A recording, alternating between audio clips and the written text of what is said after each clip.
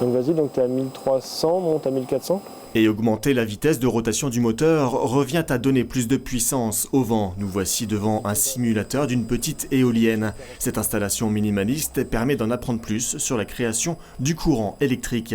Dans les ateliers de l'AFPA de Metz, ils sont 9 à suivre la formation de techniciens supérieurs en maintenance d'éoliennes.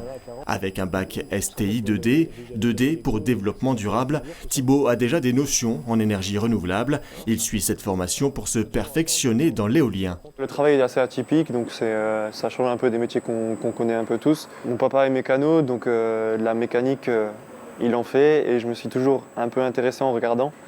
Et là, c'est de la mécanique, mais en plus grand. Tout de suite, ça m'a intéressé. Durant 8 mois et demi, Thibaut va acquérir des compétences en mécanique, hydraulique, électrotechnique ainsi qu'en gestion informatique. Pour élaborer le programme, le centre s'est appuyé sur les besoins des entreprises partenaires.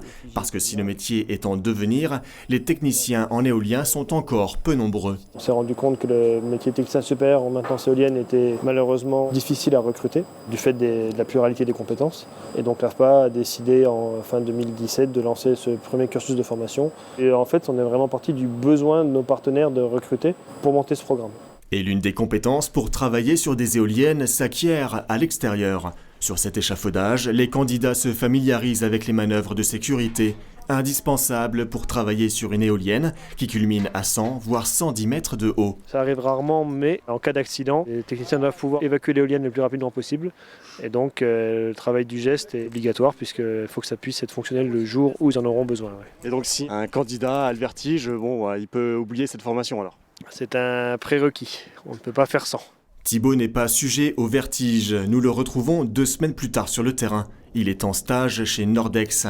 La société allemande, qui possède une agence à Créange, conçoit, installe et fait la maintenance d'éoliennes. Aujourd'hui, sur le parc éolien de Boulay, l'équipe réalise la maintenance des ascenseurs. Une diversité d'émissions qui satisfait Thibaut.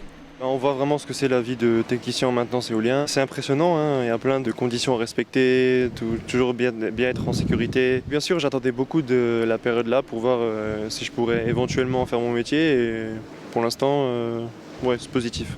L'agence gère 50 machines en proche Alsace et en Moselle. À chaque parc éolien qui sort de terre, l'entreprise doit embaucher un technicien en maintenance.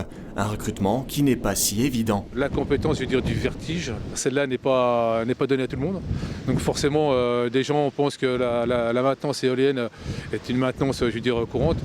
Mais en fin de compte, quand ils arrivent au pied de la machine, en général, ils nous disent je crois que c'est réglé.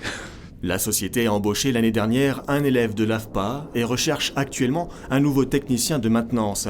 Thibaut a toutes ses chances. En région Grand Est, l'éolien représente 1800 emplois. Après les Hauts-de-France, le Grand Est est la deuxième région de France en termes de puissance installée et de production. 6292 gigawatts ont été produits en 2018, c'est près de 14% de la consommation électrique régionale.